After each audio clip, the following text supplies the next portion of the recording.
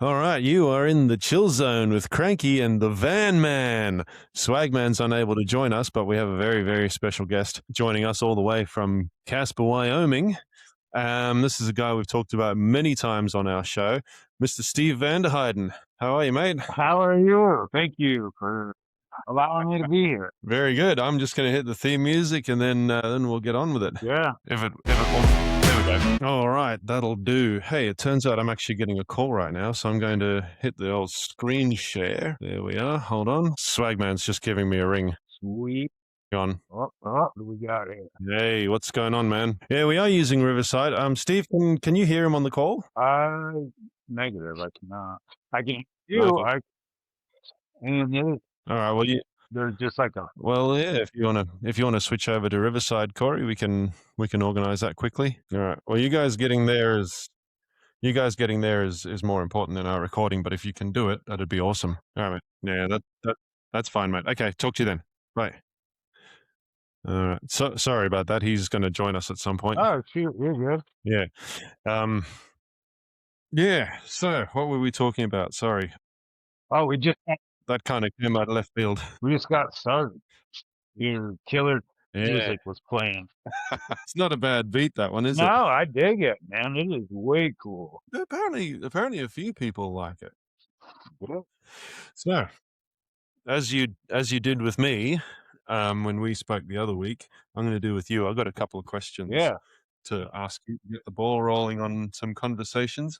One of them I was very tempted to ask you before we hit record, and then I realized, hang on a minute, shit, this is actually a question I want to record his answer for. So, where do you get the inspiration for your art? I've noticed a lot of it seems to have like a celestial or spacey vibe, even though if it's not specifically about space or planets. And I really enjoy that kind of thing. As far as the inspiration, I mean, I don't know. I think it just kind of comes like, when I start painting, I guess. Oh, Yeah. shoot, I don't know.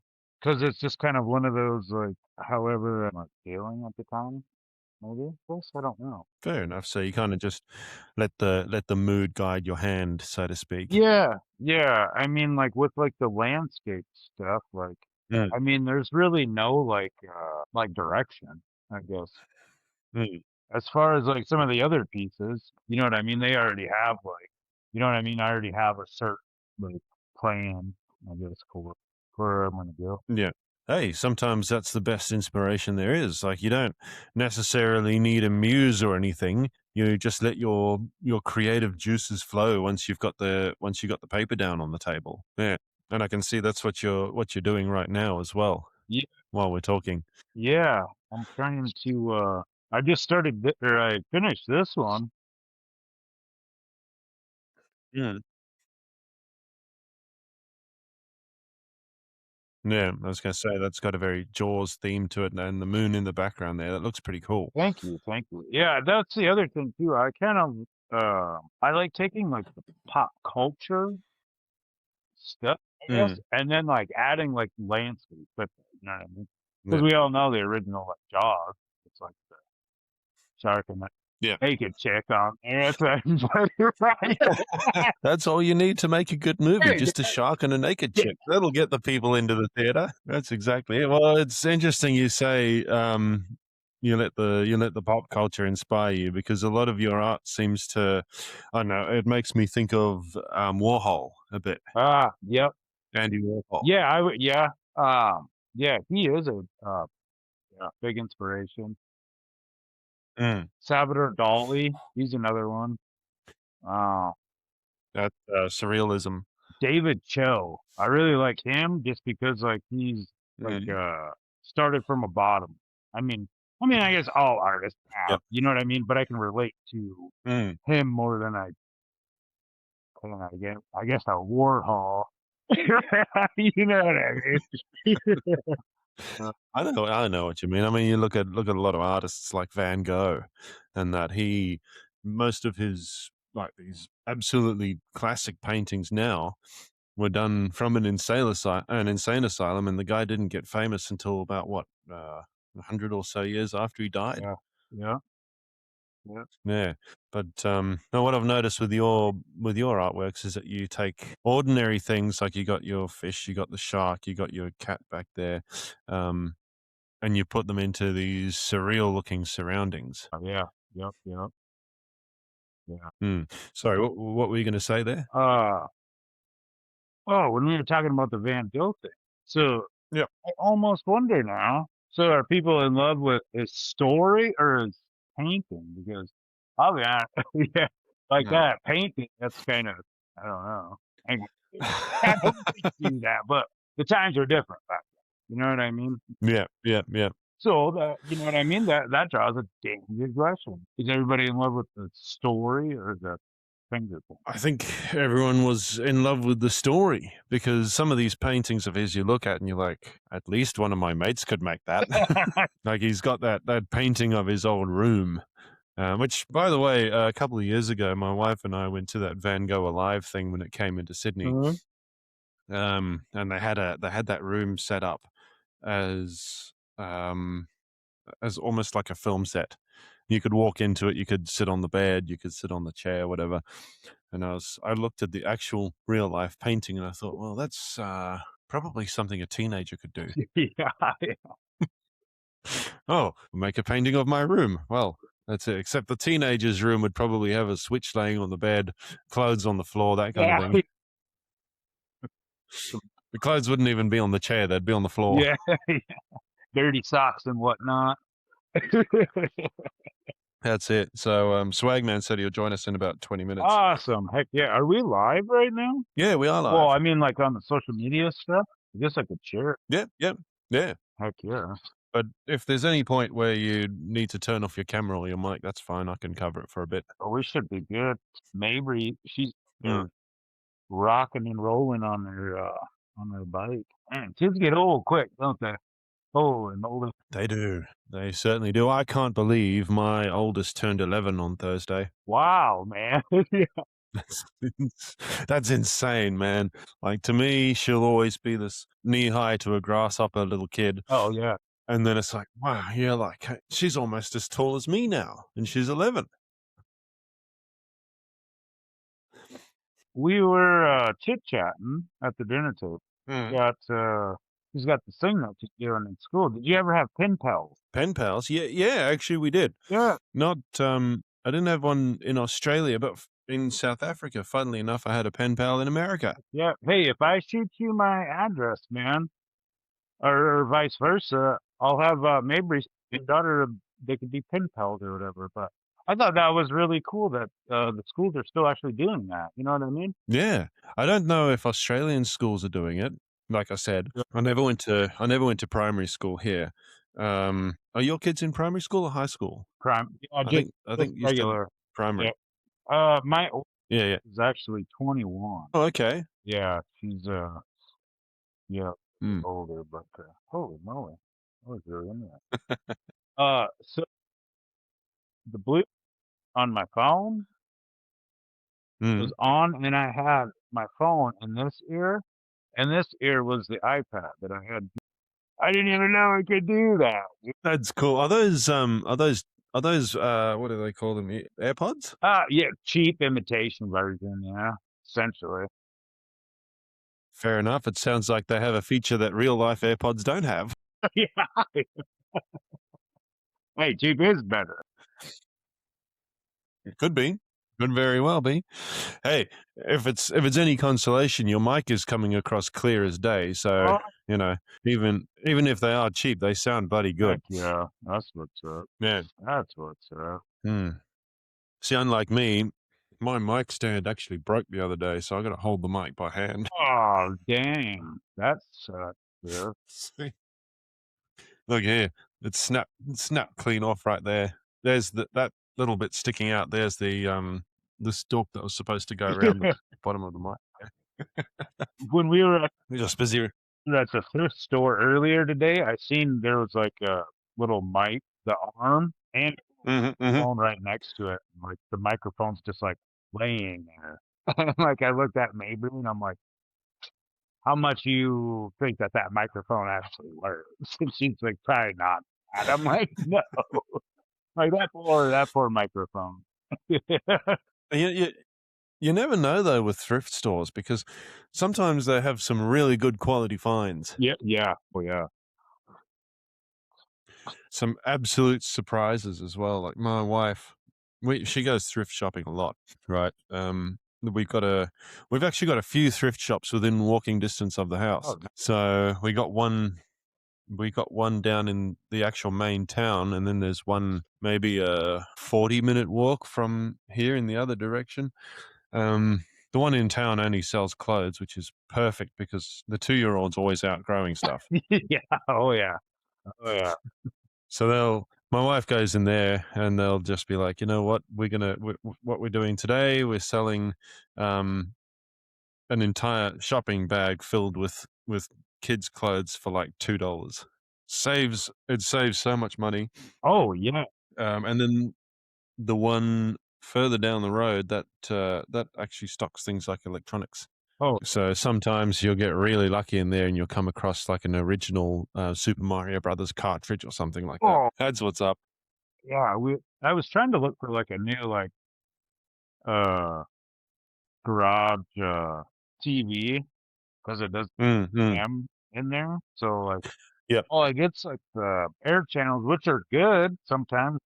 Man, them thrift stores actually think like they got like brand new prices on some of them deep, Mm, 40, mm. $50. Like, yeah, get out of here.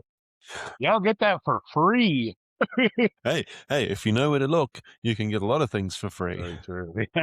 And sometimes all you have to know is where to look for the security cameras. You can get everything for free. Nah, I don't condone that sort Yeah. of thing. But oh, what else did I have for you? I actually had quite a few topics I wanted to talk about. Back to the whole space thing and like the theme of most of your paintings there. Yeah. This one's more of a statement.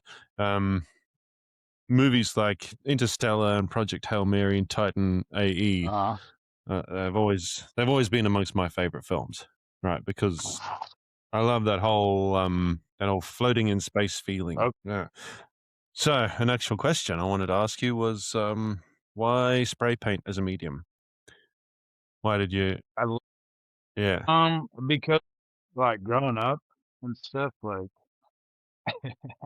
this is why Dennis the Menace is kind of I like I always did stuff you weren't supposed to do, and I always like Mm, tagging and then when I got in trouble, obviously you cannot have spray paint in a correctional facility, so I had to draw. But then when I got out, and then I found like the street art version of yeah. oh, this is pretty.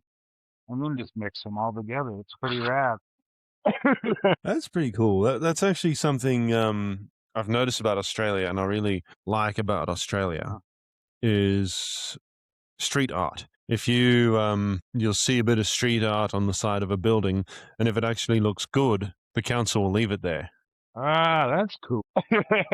But if it's like Yeah. respectful and stuff, If it's just random tags and things like that, they'll clean it off. But if someone's gone to a great effort and um put in time and made an actual artwork out of it, they leave it. oh, that. Yeah. Well, that's in Sydney anyway. I don't know about Perth Mm, or anywhere else. But I guess the council sees it as like a free beautification of the area. that's really cool. Like, how far is like the closest? Where's like the next town? How far away? For me, the next actual thing that would be classified as a town is about 20, 30 Ks away, kilometers. So maybe 16 miles. Oh, Yeah. far, I guess. Because like I said when we talked the other day, it was I live in a semi-rural area, so it's still like half suburban. The closest suburb would be Rosemeadow, which I can walk to, but an actual town like Appen's about 20 minutes drive that way. Gotcha. Yeah. So it's not far at all. Yeah. Well, yeah, I was just thinking about that because like where my sister she lives like 20 minutes away from me, 15, 20 minutes. Mm, And like she lives in the town of Barn, but it's like they're all connected essentially. You know what I mean? It's weird. Bar None. That's an interesting name for a town. Yeah, yeah, yeah. Well, I guess so. I don't know too much history on it, but Mm, they do have. two of these really wide like roads that go through there, and I guess like years ago, that's where like the hangars and shit and the thing. They Mm. actually have a restaurant down there too. And the food's not the best. The vibe's really cool because it's an old hangar. You know what I mean? Ah, that's cool. I love that sort of thing. The food doesn't have to be the greatest as long as the setting's good. Yeah. Yeah. You asked me last week about some Australian like monsters and lore and that sort of thing. Well, there's a pretty interesting one in my area, which you got me thinking about just then. It's the ghost of Fred Fisher. Fred Fisher. Fred Fisher, yeah. This is apparently something that really happened, and there were eyewitnesses and everything, right? So there was back in the 1800s, I think it was about 18 in the 1890s or something like that. There was a real life resident in Campbelltown called Fred Fisher, right? Now he came over as a convict, earned his freedom, and he won a bit of land out here and then sort of became a landlord, and he got kind of wealthy over that. He ended up buying a pub. The pub that he bought is still standing. And so he traveled, right? He traveled quite a lot, so it wasn't uncommon for him to go missing just out of the blue. So until one day he actually did go missing. And a couple of months afterwards, just some random citizen was walking home from a different pub, not the one that he owned. And he said that he saw, now in those days, this wasn't a suburb, this was a little farm town. So it was pretty much open country here. He said on his way home from work, he saw a spectre. He saw a spectre sitting on the fence between the road and Mr. Fisher's property.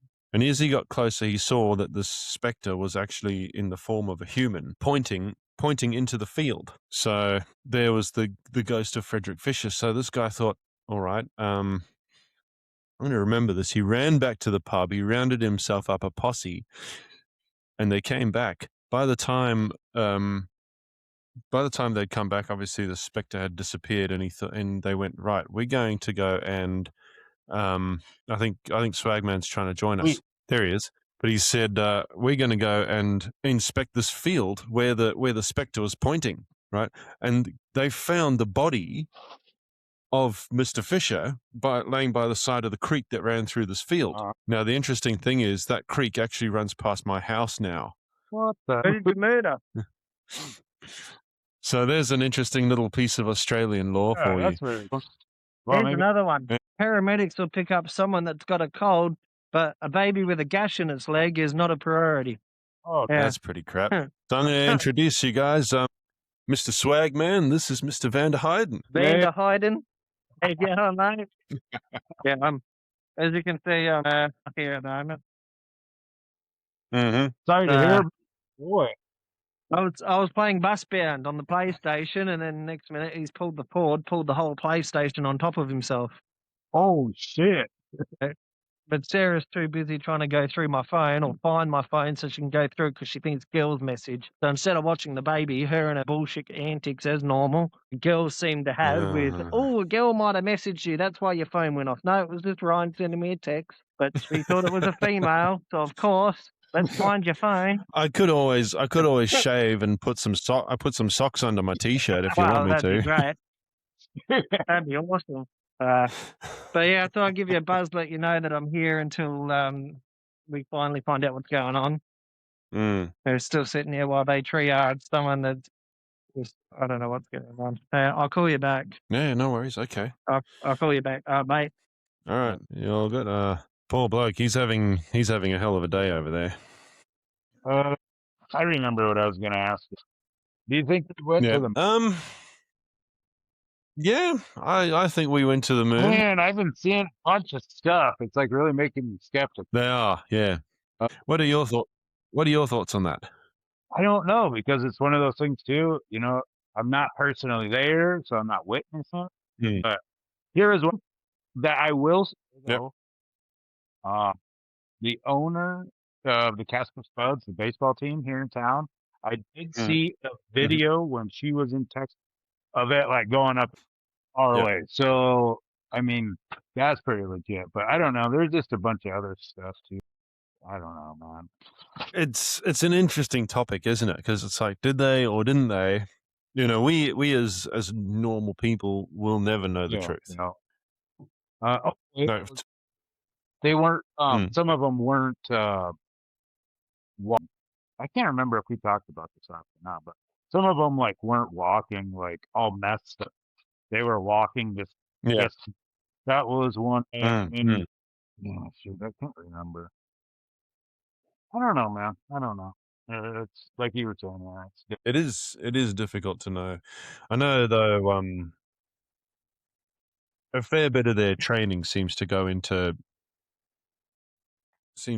keeping fit and all that kind of thing. And they weren't up there for that long. I know the guys that go up to the ISS, they go up there for like 6 months. That fucks their walking right up. Oh, I'm sure. Yeah. I don't know though. I like to think that we went because to me, it's just like we did something cool. Yeah, very true. Yep. Yeah. Same, but at the same time too, it's like, man, if you guys are like faking this, like, kiss my ass. You know what I mean? Why are you messing with us like this? You do have enough technology Yeah. now that you can easily do it. Yeah. Yeah. Oh, that's what it was. I remember now. How did Mhm. Nixon call the astronauts when they were up on the moon? Look up clips That's of a good that. question. Look up clips of that. He told this clearly and hey, but we were having trouble. We were having trouble connecting. Like, Yeah, I know in the original recording there was like an 8-minute delay or something like that, wasn't there? Or no, it wasn't 8 minutes. It was several seconds anyway. There was when he actually talked to them, and then when they replayed the recording to the public, they apparently took the delay out or something. I don't know. oh, really? I guess I didn't. But it was because Nixon called from the White House phone, and then at the actual NASA headquarters, they patched the phone line into the radio to then broadcast it up to the moon to the astronauts. But there is something interesting on that topic that I wanted to ask or talk to you about anyway, which was did on that same topic, did you hear Trump's phone call to the astronauts that went up in the Orion? Okay. If you listen to it, you can hear it in his voice that he doesn't believe it. Yeah. I don't know. He doesn't specifically say it, but it was just in the way that he was talking to them and some of the things he said. I believe that he doesn't believe that they went up. I thought it felt like he was treating it like a joke. But that being said, I'm a little bit of a fence sitter about Trump. I like some of the things he does, and then some of the other things he does, I'm like, who put this guy in charge again? Yeah. I try not to pay attention to it so much just because, like, I don't know. Well, Mm. essentially, it's all just to fucking get to start fighting. 'Cause Yeah. nobody's ever gonna agree. You know what I mean? Mm. Yeah, It's interesting to hear about that kind of thing from somebody who actually lives in the country that's run by him, though, yeah. because I was like, If you talk to my old lady, she'd have a completely different opinion on that. yeah, fair enough. I mean, a lot of people do, and there are a lot of people that voted for him. Mm. They're like, Mm. man, I wish I would have never fucked him. It's like, well,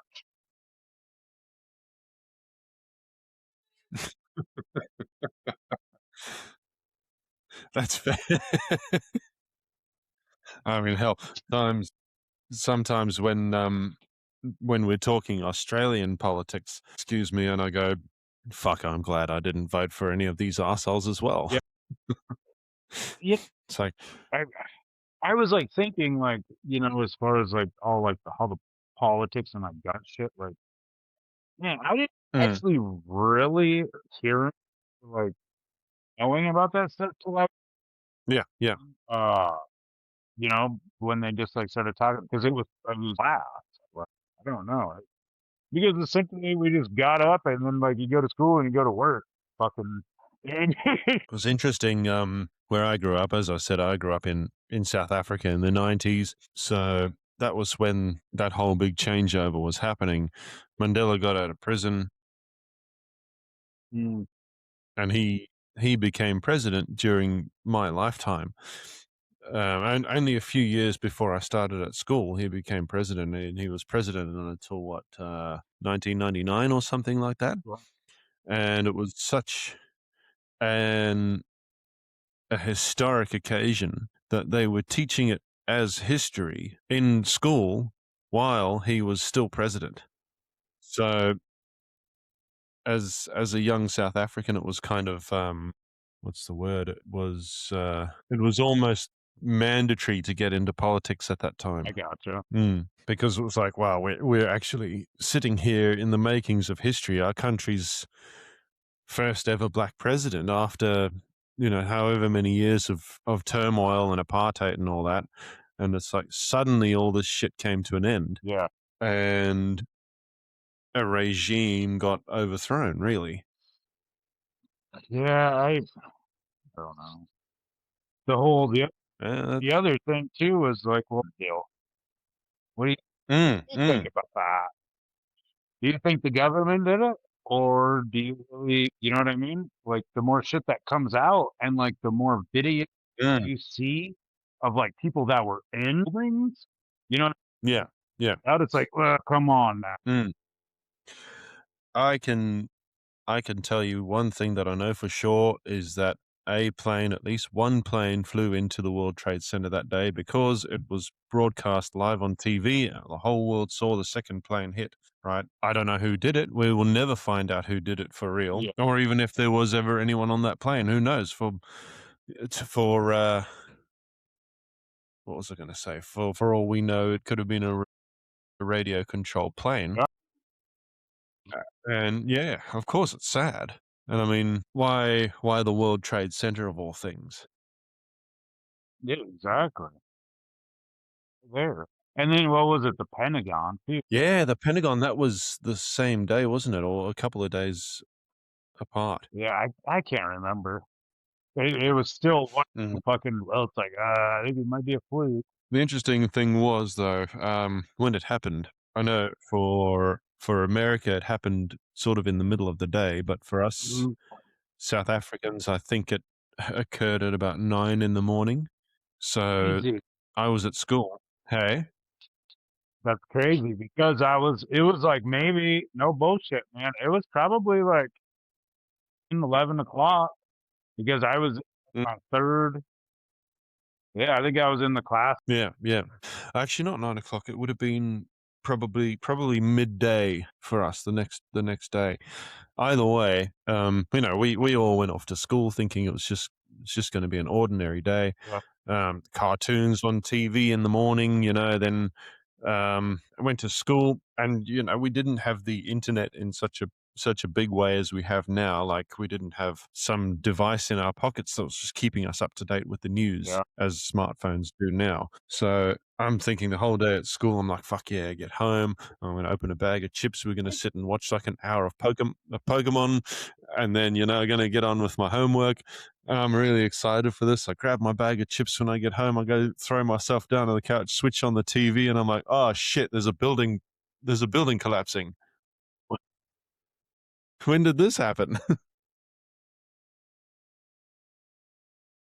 It was crazy stuff. And it's yeah, that's just the weird thing about time zones, isn't it? Um, I'm glad that we finally got ours figured out somewhat. Yeah, yeah. I mean, there's a time that both of us just happen to be awake, Yeah. and it's a little bit harder though, because now, on a call like this one, we got a third time zone to think about, and that time zone changes depending on what point of the year it's in. Okay. Because of daylight savings. New South Wales, the state that I live in, has daylight savings, but Western Australia doesn't. So it sort of switches between winter and summer. Mm. Let's see, what have we got here? Yeah, so I asked you why spray paint is a medium. It looks kick ass. I love the look of spray paint. And we already talked about why it's special to you. That was going to be the next question. Yeah, and I think and another thing too, to be honest with you, I think Mhm. it's a lot easier to like play with, so to speak. Mm. Uh, I don't know. Yeah, that's cool. I see you come up with some pretty inventive tools for it as well. Like you were using the cling film before to mix it up, whereas a normal painter would just sort of mix the colors on the palette and then paint with it. You, on the other hand, you got to think of the layers you're going to use and what actual tools you're going to use, like the cling film, or if you're going to use aluminium foil or something to sort of scrape back that paint to bring out the layers below, or how you're going to mix it up. It's actually quite interesting here now watching your creative process live. Yeah, man, this lampshade that I got, this thing has been Yeah.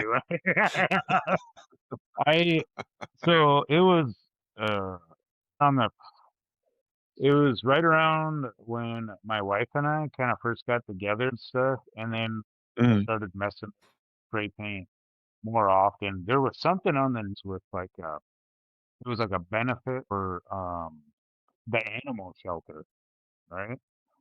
Yeah. So I went on I went on TV and did like a couple pieces for the shelter and stuff, but what I Mhm. is this lampshade is famous. It's been on TV too. Well, now it's been on the Chill Zone podcast as well. It's been all over. Hey, if you ever become an extremely famous painter, one day you're probably going to be able to auction that lampshade off too.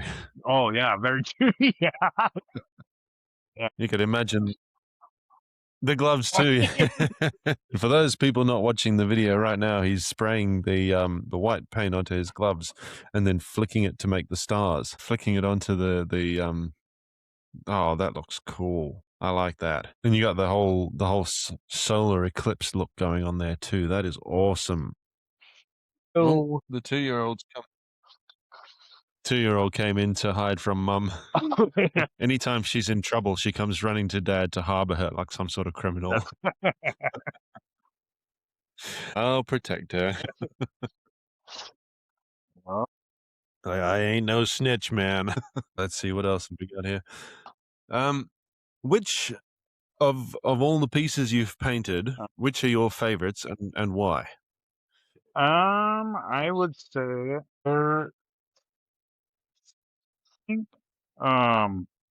we had so I was a part of collective. Um essentially do like events. You get your in town. Yep. So one of them was a exhibit, and there was like a cash prize on it. So Yeah. Yeah. I just man, I wow, dude. It's I'm now starting to realize that there are like reasons for things that you do. You know what I mean? And Mm. stuff. So Yeah. I bunch of my paper prison, like my Mm. write up sheets when I got in trouble. Well, like Yeah. so I Mod Podged them on this. Let me think how to describe it. So in this Mm. big old piece of paper, like and then I have Yep. write ups like Mod Podged on there. I have a poem that I wrote when I was um, locked up, and then it's just got a big old vulture, and it's got like my number on it. Mm. It's a ball and chain type thing on there, and I don't know. I would just I think that was probably my favorite piece. Yeah. It's essentially like a big fuck you. Like I'm not your typical paint your fly person. I'm Yeah. Yeah. and I just got convicted. I did. Mm. I did. I got that, which is still amazing. But I don't know. I just that Mm. was kind Mm. of like my Yeah. Okay. And that was obviously a very big part of your life as well. And putting that onto paper must have been quite meaningful for you. um just like Yeah. essentially to be like, hey, I'm like really what the fuck I talk about. I'm not, You know what I mean? Yeah. Yeah. I I think that was actually, that was the reason. Thank you. Because I was like thinking of the reason why I yeah. Mm. Just to show you I fucking am what I like Popeye. I am what I am. Hey, yeah. Oh well. No, well, like I said, it obviously it meant something. And it's good that you were able to do something great with what would have been a negative part of your life, or at least a different part of your life, the kind of thing that a lot of people don't really get to experience. Yeah. Oh, and I wasn't like, it wasn't like trying to like glorify, like it's like, you know, something Mm. cool or anything like that. But you know, like you were saying, it was like a big part of my life. Like I don't know. And like getting sober and shit too, man. Like I just like seeing and Mm. recognizing like other, you know. Mm. Mm. On that note, there is something else I wanted to ask you, and you can always tell me to cut this from the edit Oh, if you don't want other people hearing about it, whatever. But do you mind if I ask you what you ended up going to prison for? yeah, it is the by far. Well, no, because there is a lot of shit. But, so Yeah. at the time, I was already on paper already. Um, Mm. so I when it was actually the first time I ever did methamphetamines. Right. Okay. Anyway, so Mm. the bar, Yeah, go ahead. I'm always down for a story. oh, the town, the next town, man, there was maybe 100 people in that town, but it was Yep. miles down the road type shit. And the cool thing is like I wasn't from that town, so like, Ah, shit. yeah. But anyway, that bar closed down, and me, the gal that I was with at the time, and another dude were going down Main Street, and I was like, oh shit, like I'm not supposed to be down this way. And then I turned around and then went back down the street. Uh, I completely stopped at the stop sign. I seen a vehicle right behind me, and then I asked him, I was like, hey, so is that the police? She's like, Oh, I don't yeah. know. And I'm like, how do you not know? And then I go and I turn the highway patrol. The Yeah. crazy thing is, well, because I was so high on meth, passed like the sobriety test, but he couldn't figure out why I was so blowing, so hot. And so went to jail, all that shit. Before I could get released, uh, my probation officer had me piss in a cup. So Yeah. I had Yeah. no idea, man, that like if I would have waited just 3 whole days, I wouldn't be in that predicament. But at the time, if you had methamphetamine even in your system, you automatically had of it. So I was charged with a felony possession. Even if it's in your system, they charge you with possession. Yeah. Okay. That's pretty interesting. I didn't know that. I don't, and you know what? I don't know if that's like law now to this day. You know, it's funny that we're about this now. So just the other morning, like I never really like real like the whole pardon. I mean, to get like my thoughts like well, like whatever. And the other day I was just like, you know what? How true would it be to have a piece of paper on your wall that said you got a pardon? You know what I mean? Exactly. Yeah. Yeah. Yeah. But so I started doing calling around and all that stuff. The lady gave me this email, and I've been like super polite. Yeah. Yeah. Oh, hold on. What's happened here? Something. I don't know. Oh, well. Yeah. I've actually got a couple of similar stories about stuff like that. Back when I lived in Cooma, which is another small town. Cooma is a town in the southern part of my state, New South Wales, and it's got a population of about 8,000. And then as you mentioned before, town of 100 people. I also spent a fair amount of my teen years in a town called Adaminaby, which is a very similar population. It's about 100, maybe 180 people, depending on what time of year you go there. Anyway, that's beyond the point. So Cooma, small town, there was one cop that would constantly pick on me for no reason. This guy just had it in for me, hated me. Every time this motherfucker saw me, he'd pull me over just to breath test me. I'd never done anything to him. I probably, you know what it was? I almost got sent to prison myself once because of an assault charge. And he was the responding officer. So ever since then, he just fucking had it in for me. Every time he saw my car, whoop, woo, pull over, breath test you, and he'd go over my entire car for defects. Get a driver. Like, you don't have to fucking call me driver, Mick. You know me from fucking yesterday, you bastard. You know. You know what? You know when one of your back tires is almost bald. I'm like, yeah, because you told me fucking yesterday as well. But anyway, he'd pull me over every opportunity he got. That whole almost going to prison thing, I was very lucky. The person that charged me, or the person that tried to give me the charge, they ended up withdrawing it. That's a story for another time. Okay. And then a couple of years ago, I was driving Uber, and I picked up this woman, okay, and she gave me an address that was just a random address in the middle of the suburbs. Now, as an Uber driver, if it's a 2-leg trip, because I don't know how Uber works in America, but over here, you put in the details of the entire trip before the driver even accepts it, right? So I could see it's that's how it. The first leg ends at a random address in the suburbs, and then the second leg ended back where we started. So I was like, 100% this chick's going to her dealer's house. That's how it happens. That's just what it is. Yeah. Okay. Now, I take her to the dealer's place. A couple of minutes later, she gets back in the car.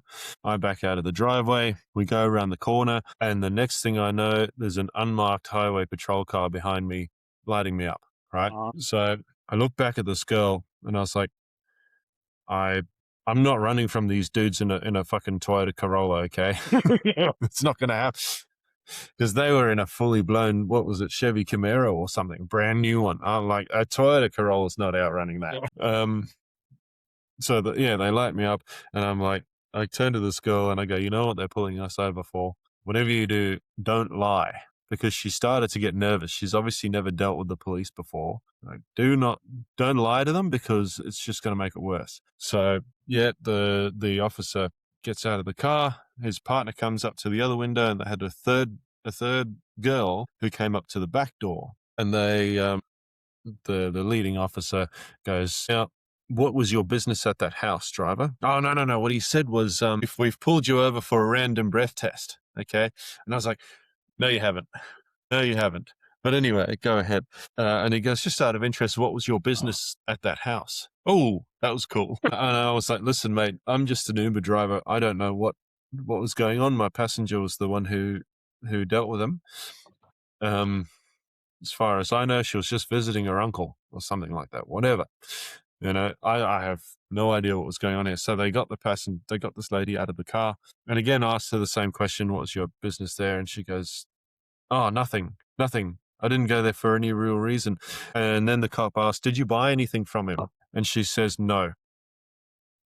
And I thought, oh my fucking God. And it was right when she said no that I looked back and I see the female officer pulling her gloves on, and I'm like, you shouldn't have fucking lied. Luckily for this girl, right, because they patted her down and they got the shit off her, but luckily for this girl, they were not after anyone carrying, they were just after evidence on the dealer. So essentially they just went, right, you've obviously bought your shit. We're going to have to keep this. You can go on your way, but this is evidence against old mate.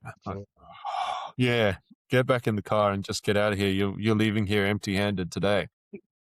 Holy shit, that was something I didn't need. Right. So what's like a punishment? Like, say if you would get Um, as I think these time. days it depends on the amount. Like if you've obviously got a couple of kilos worth of weed or something on you, you're going to jail for a bit. But if you've only got a few ounces, they'll pretty much just confiscate it and tell you to piss off. I love that. Piss off. I made a couple paintings that say that. That's it. What was the next one? So of your favorite paintings, have you sold any of them? That one I have not. I Mm. had quite a few um, Mm. throughout the years. Um, Yep. I do have that one big event, which I'm super stoked about. Mm. Past 2 years. This will be the third year in a row. Town, Mitchell, South Dakota, they have arts in the park down there, and yeah, that event is just it's. I mean, don't get me wrong, there is like arts in the park here and stuff, but going back Mm. there is it's awesome. Family reunion, damn near. Yeah. Oh my, I get to I was going to say you see all your mates down oh, there. it's so much fun, and the family's gonna be coming down this year, too. Mm. Yeah, it's just gonna be a great time. But yeah, and like commission pieces too. If somebody wants something done, but I kind of been I really haven't been taking too many commission pieces lately. Mm. I don't know. I don't. That's the thing. Like, I guess like a year or so. Uh, I wasn't working the same I am now. You know what I mean? Yep. Yep. I have a different mind frame now. Um, Mm. and yeah, so like I don't know. I believe a lot on just commission paintings and stuff, which you know something I don't know. Mm. Well, what are some commissions that you've actually enjoyed doing, and the ones that you weren't just in it for the money, you actually thought, yeah, this is going to be a fucking cool piece. Ooh, I'm really going to work on this one. coolest, probably most challenging piece I did last year. Mm. Um, mine his dog has autism and Okay. really wanted a piece, and Mm. um he just pretty much like gave me he wanted her, right? Okay. Right. So you wanted a bit of that sensory feedback for her. Yeah. So like that Yeah. like kind of like a challenge too, but I made it work amazing. Like I had like her name like came off of the canvas so she could actually touch it, and this took like that chicken wire stuff and put it all over Yep. Yep. top of there so that way you wouldn't be able to just rip it off. You could yeah. You didn't happen to put it up on your Instagram, did you? Yeah, all of the stuff are on my Facebook page, Grad Design. Facebook page. Yeah. Um, it seems like I've been having like more, but I think I kind of want to switch over to them because I've been kind of playing around with it a bit for Mm. weeks, and man, I'm just getting random people left versus the same people that always like it on Facebook. It's like, why is this getting distributed out all over, but when I post something on Facebook, it's just to the same people all the time. Yeah. I think it's because on Facebook it only distributes it to your followers and your friends, whereas on Instagram it actually sort of injects it into the algorithm Mm. so that everyone can see it. And I'm not sure. I don't use Instagram a lot myself, but I have an account. Anything that I upload to Facebook automatically goes to Instagram because I got them linked. Yeah. But if anyone was interested in searching up your artworks, where would they find you on Facebook? All you have to do is just type in Vanderheiden Design. That's VANDERHEIDEN Design. Um, Mm-hmm. yeah, I mean you can type it into anywhere. I'm on all the all the wonderful platforms I can get my You got to advertise yourself somehow. Yeah. And unfortunately, Facebook. Facebook's a really good one. I say unfortunately, I just sort of threw that word in there. I shouldn't have. It's Facebook is a good one. Same with Instagram. I mean, Instagram, I get a few more likes and follows and that out of Instagram than I do out of Facebook. So probably 6 or 7 per episode. But it's a good one. What else did I have for you? So, as we know, you work in a smoke shop. Yeah. Forbidden leaf. Yep. Yeah. Hey, Hey, did I guess come in on the who's wrong end back? of that? Oh, he dropped out again. Anyway, yeah, you work in Forbidden Leaf, right? This is just something that I'm asking you as a person. What's your opinion on vaping versus smoking the old-fashioned way? To be honest with you, man, it has helped a lot of people get off regular cigarettes. Yeah. So that is, that's amazing. Are we talking I a quit weed smoking. shop? No, we're talking about smoking in general. Yeah. Ah, okay. So, sorry. While you dropped out there, I asked Steve what his opinion is on vaping versus smoking. Preferably Anyway, sorry, go on, Steve. neither. I just, I'll be right Yeah. back. The Hang nurse on. just got in. Okay. Yeah. I mean, I think it's good because it does help people. Yeah. Yeah. I mean, I Yeah. smoke. Yeah. I don't know. Oh, fair. All right. No, that's all right. We'll move on to the next thing. Eventually. Hey, I mean, it's all nicotine in the end, isn't it? Yeah. Yeah. Where else were we? So you said one of your daughters is at a volleyball tournament. How's she going in that? they are doing good. As Yeah. I know, they were still playing before we started. Mm. But, yeah. It's weird that it's weird that they have it for 2 days, but I understand. Yeah, It's over. that's fair. So Back. Swagman's back. I am back. Yeah, no, Hey, so the doctor says that he's just going to clean it up. Well, the doctor, Yeah. because I pulled him away from a woman that, my leg's sore. And I just thought, my son's leg's cut open. You can wait for your damn x-ray for your stupid leg because your leg's sore. I've got a baby with its fucking blood pissing out its leg. You can wait. And I fair enough. pulled the doctor. I said, can you please come and check my son's leg before I fucking use that pink phone on the wall? I said, because his leg's pissing out blood, so you need to do something. So they quickly came over, had a look, and he's like, yeah, we're going to have to wrap that. Oh, really? I said, you sure you don't want to go sort out the lady that's just got a sore leg? A GP could have solved that with an x-ray, sir. The whole thing's built up in there because people have got a sore leg or they got a headache. The fucking ED, it's for emergencies. People don't understand that these days. They treat it like a They really GP don't. clinic. That's the downside to free Medicare, though, isn't it? People just go in. They go into the emergency room for every little thing. I can guarantee if the emergency department started charging people $50 or $100 to go to ED, you'd watch a drastic decline in people going to ED because they've got a headache or they've got the flu. They'd stop coming and they'd be like, yeah, nah, I don't have the funds for it. So unless it's a category 1 or 2, you shouldn't be in ED to start with. If you've got the flu and you've been shitting out for the last week, go to ED because chances are you're dehydrated. You need to get some fluid into you, which will be IV antibiotics and fluid. But in that ED right now, there's about 30 people in there, and I would say a good 20 of them have got arms wrapped up or got their leg wrapped up, or they just don't need to be there. I've heard their triage. And it's, I've just got a sore leg. I've had a headache for the last 2 weeks. Why are you here? Go see your GP. Like, you walked in here.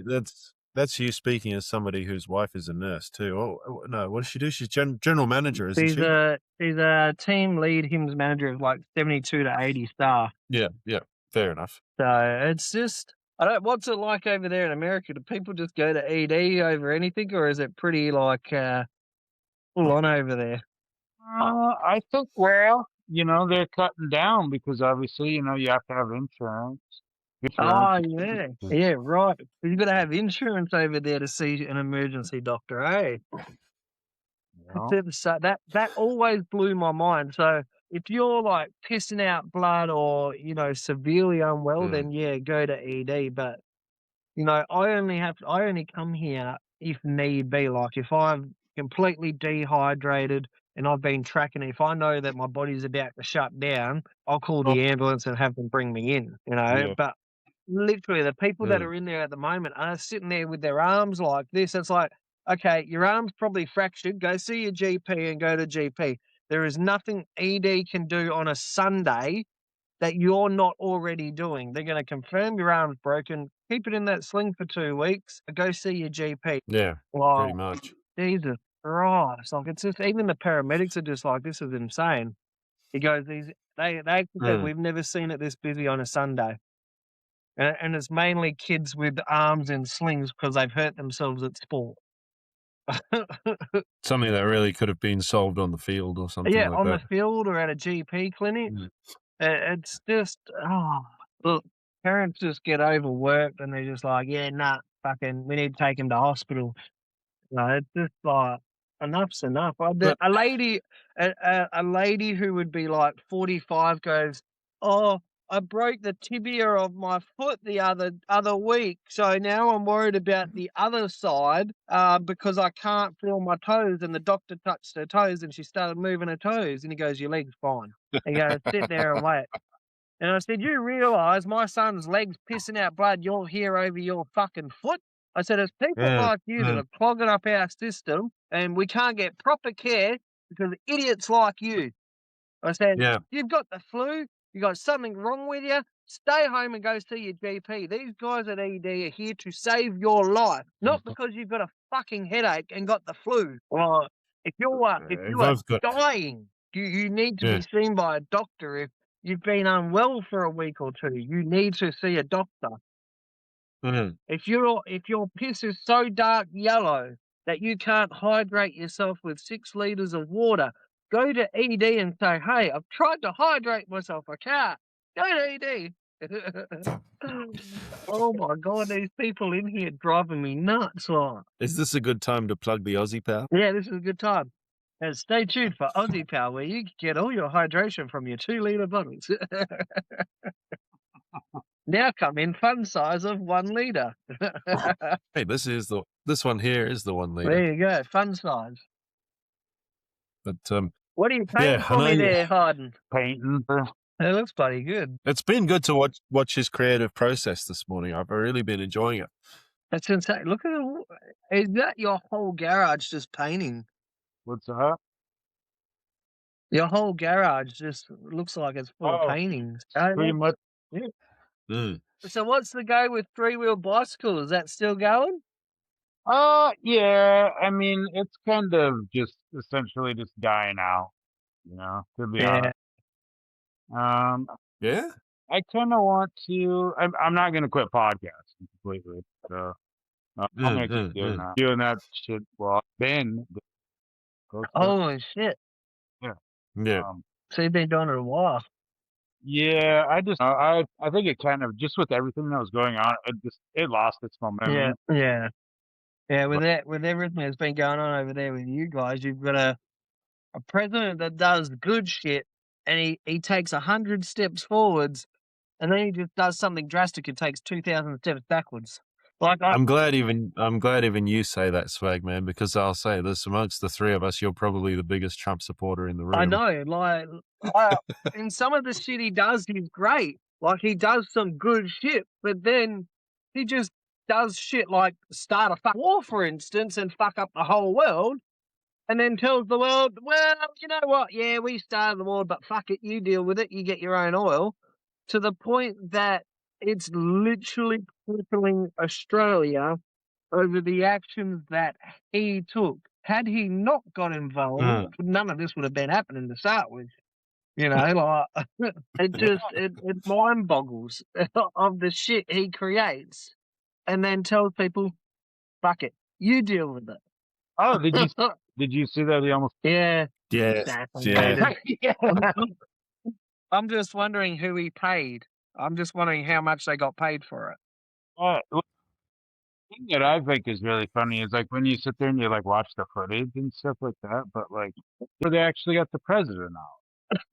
Your priorities lay closest to the door. Get the vice president out of here. What about your president? I would have been all over the president. And then did you see the female? The security didn't grab her. She just went, fuck it, hit the floor.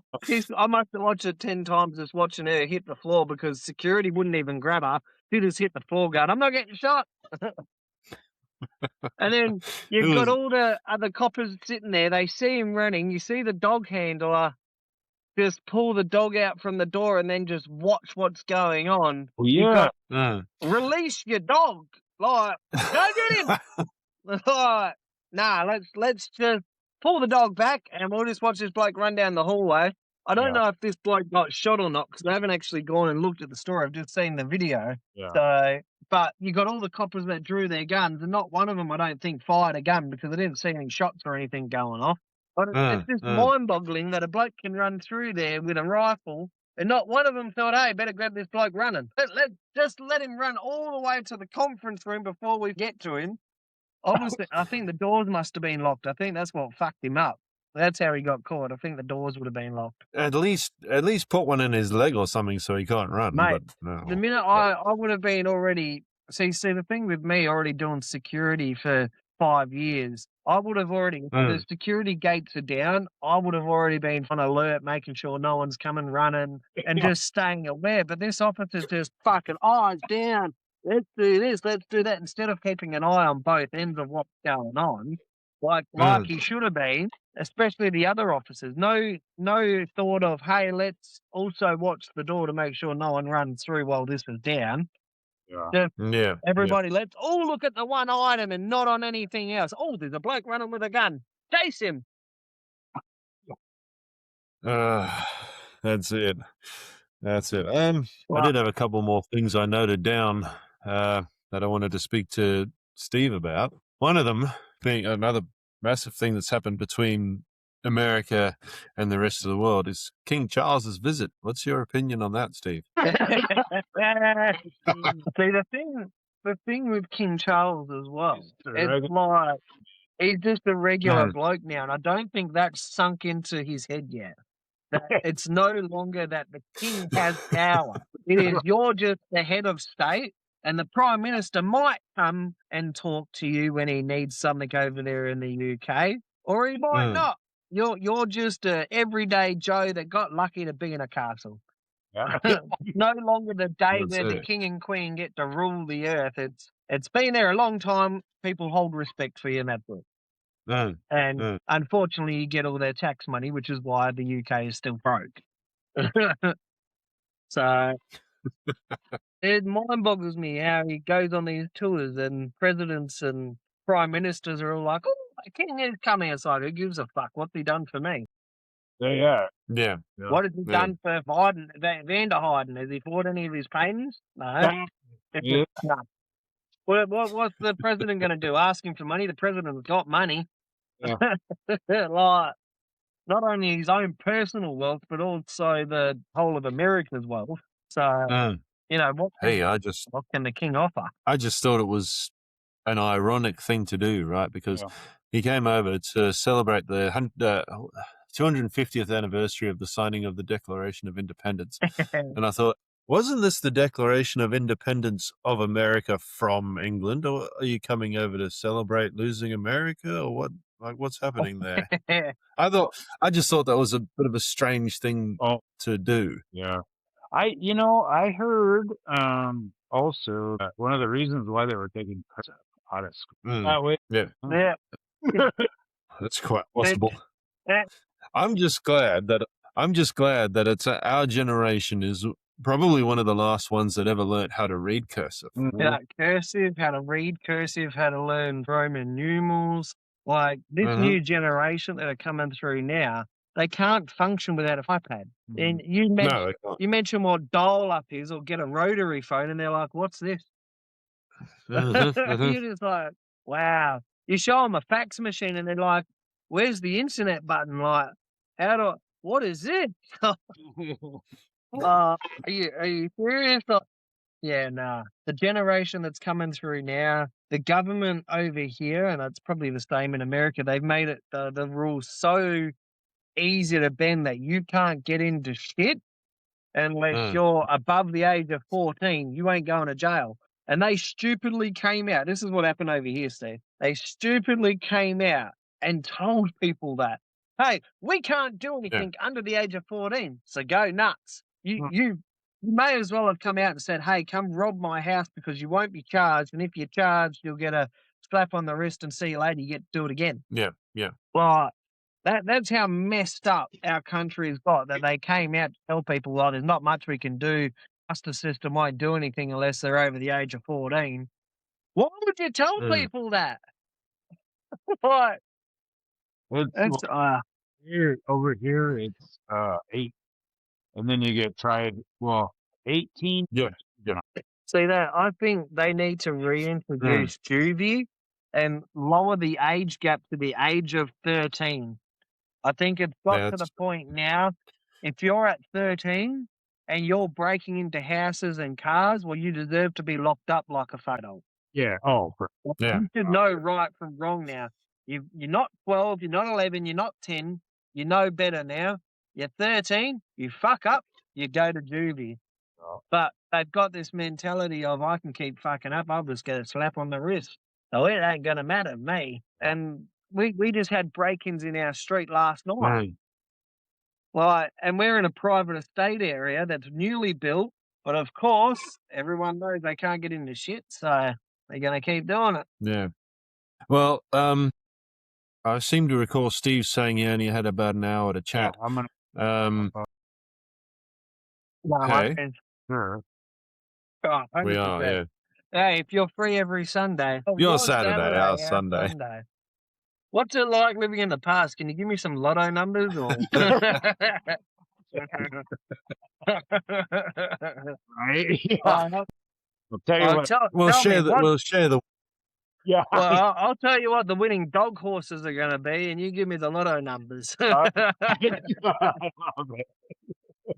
My God, the amount of money that I've lost on the dogs this week is unbelievable. Good 300-400. All right, guys, I'll let you go. I'm going to shoot back in, and hopefully. All right. Yeah. I had to leave before I killed the doctor. I think we might just call it a day there, but we'll definitely do this again soon, and hopefully nothing pops up that sort of stops us from being able to do it like today. Yeah, today was a very last minute. Everything went to shit in the last half hour. Yeah. 100%. Yeah, around about this time on a Sunday, or in your case, Saturday, Steve. But anytime you want, just give us a ring, mate. We'll be happy to get back on three-wheel bicycle with you as well. Yeah. All right. So, all right, mate. Take it easy. Bye. So yeah, that was Swagman. I forgot his screen name there for a second. And I have been speaking to the wonderful Mr. Stevie V of Vanderheiden Design and the Three-Wheel Bicycle podcast. And you have been listening to The Chill Zone. So thank you very much for tuning in. If you've been listening to us live, which I think one person has been, which is one more person than what we usually get, you guys are wonderful. And we'll chat again very, very soon. Thank you, Steve. All right, mate. Take care. Hey. All right. Cheers. I'll hit the outro music, and then we can switch it all off. Hang on.